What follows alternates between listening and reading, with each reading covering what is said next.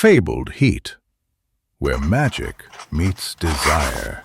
Subscribe to ignite the fantasy. First time I saw her, she was standing in the rain, soaked to the bone, her long dark hair plastered to her face. Lightning flashed, illuminating her delicate features for the briefest of moments. I couldn't take my eyes off her. I had been wandering the city streets aimlessly that night, trying to clear my head after another argument with my father. He wanted me to take over the family business, but I had no interest in a life chained to a desk, slowly suffocating under the weight of responsibility. I craved freedom, adventure, something more than the gilded cage he offered. And then there she was, a vision of beauty and mystery, drawing me in like a moth to a flame. I approached cautiously, not wanting to startle her. "Are you all right?" I called out over the pounding rain. She looked up at me with eyes like liquid silver, wide and unblinking. I felt a jolt of electricity run through me. She didn't respond, just continued to stare at me with that piercing gaze. I took a step closer, close enough to see the droplets of water clinging to her long lashes.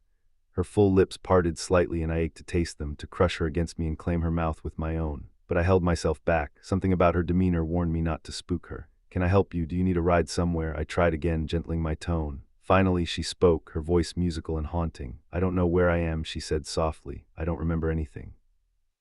Not even my name." I frowned, concern washing over me. She looked so lost, so vulnerable. I knew in that moment I would do anything to protect her, to shelter her from the storm and whatever demons chased her. "Come with me," I said, holding out my hand. "I'll take you somewhere safe and warm. We'll figure this out together." She hesitated only a moment before placing her small hand in mine. I closed my fingers around hers, marveling at how right it felt, like she was meant to be there. Meant to be mine. I led her to my car and helped her inside, wrapping her in the flannel blanket I kept in the back seat. She huddled beneath it, shivering as I climbed behind the wheel. I blasted the heat and glanced over at her. "It's going to be okay," I promised. "I've got you now." And I meant it with every fiber of my being. I didn't know her story or what had brought her to me, but I knew I would walk through hell itself to keep her safe. To unravel the mystery of who she was and why she'd appeared in my life like a fallen angel in the rain. Over the next few days, I set her up in the guest room of my apartment, bringing her food and clothes and anything else she needed. I tried to give her space, not wanting to pressure her, but I found myself drawn to her room again and again. We talked for hours about everything and nothing. Her memory still hadn't returned, but she seemed to be relaxing around me bit by bit, blooming under my care and attention like a flower seeking the sun. She had the most intoxicating laugh, rare and magical. I found myself saying anything, doing anything to coax that melody from her lips. I knew I was falling for her, falling hard, but I didn't care. Let me drown in her, in the way she looked at me, the way she whispered my name, the way she fit so perfectly in my arms. I was utterly lost to her, and I never wanted to be found. It happened so fast. One moment we were sitting on the couch, sipping wine and laughing, our thighs brushing under the guise of innocence. The next, her lips were on mine, urgent and needy, her hands fisting in my shirt. I groaned into her mouth, yanking her into my lap. She straddled me, grinding down on the hardness straining against my zipper. I grabbed fistfuls of her hair, tugging her head back to feast on the column of her throat. She moaned, rocking faster, chasing the friction. "Please," she whimpered, all breathy and wanton.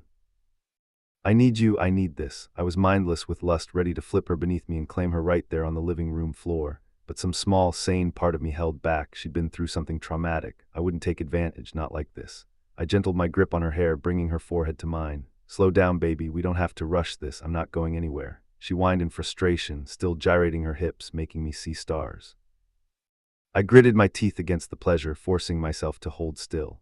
My nobility would only last so long. "I want you," she said, punctuating each word with a swivel of her hips. I've never wanted anything more. My determination wavered. I wanted her too, so badly it bordered on pain. I wanted to bury myself inside her, claim her, brand her as mine for all the world to see. I wanted to wake up to her smile every morning and lose myself in her body every night. I was so close to giving in, to sinking into the wet heat I knew awaited me. But I couldn't, not yet, not until she remembered who she was, not until I knew for certain this was what she wanted. "I want you too," I said hoarsely, "more than my next breath, but we can't, not yet." I captured her lips in one more searing kiss before lifting her off me and settling her on the cushion beside me. She pouted adorably, and I couldn't resist swooping in for another taste. "Soon," I promised against her swollen lips. "Very soon I'm going to make you mine in every way, but not tonight." She huffed but settled against my side, her head on my shoulder. I wrapped an arm around her, tucking her into me. I could wait, I would wait. For her I would do anything, be anything. We sat like that for a long moment, wrapped up in each other, basking in the glow of what we'd almost done, of what we would do. I had never felt so content, so complete. But then my phone rang. And everything shattered.